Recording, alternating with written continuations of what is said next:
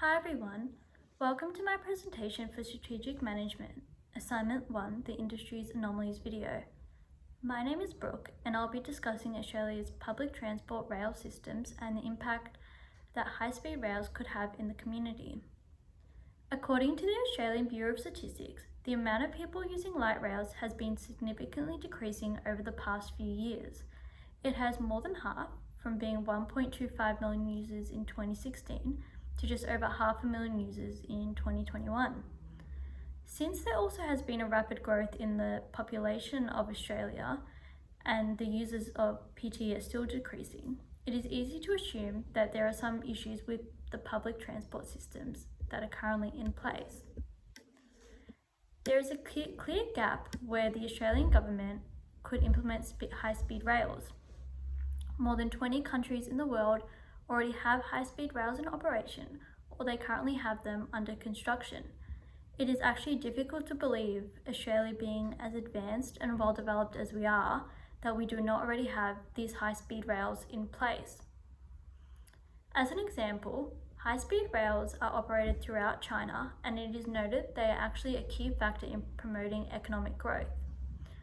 Over the past decade, China has continued to expand their high-speed rails throughout the country and have seen positive impacts by these projects.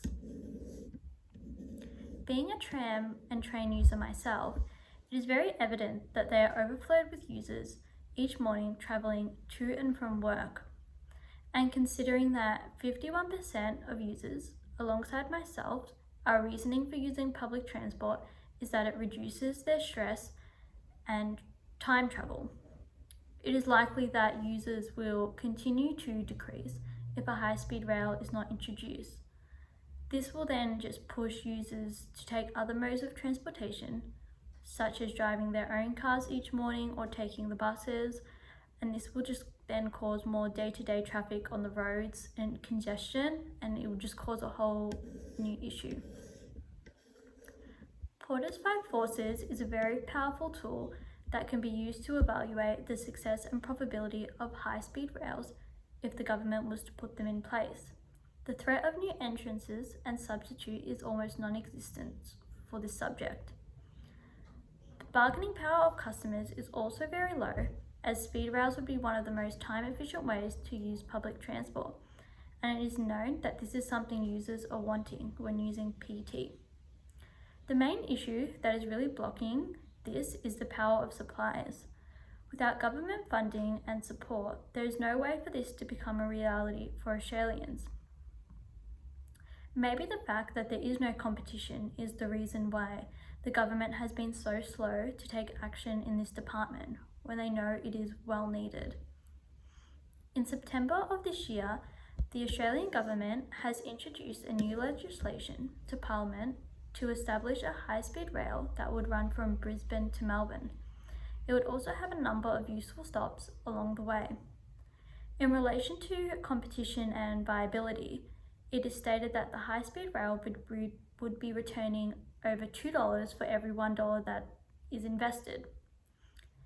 Considering the return, as well as the ease it would put on Australians when they need to use public transport, there is no real reason that I can see that high-speed rails should not be in operation. As the population of Australia continues to increase over time, this is only going to put more and more pressure on the current rail systems that are already in place. And if something is not done to correct this, there will be heavy impacts on the way people use public transport. The Australian government needs to ensure this operation is successfully coming into place soon to ensure the users of public transport don't continue to decrease.